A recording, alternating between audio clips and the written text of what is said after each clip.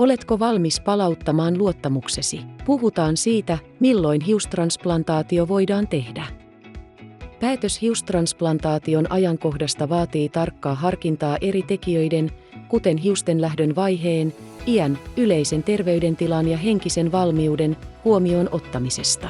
Oikea ajoitus on avainasemassa onnistuneiden tulosten saavuttamiseksi. Saadaksesi asiantuntevaa ohjausta ja henkilökohtaisia suosituksia ota yhteyttä kokoomuseneisiin ammattilaisiin Feidide hiustransplantaatioklinikalla.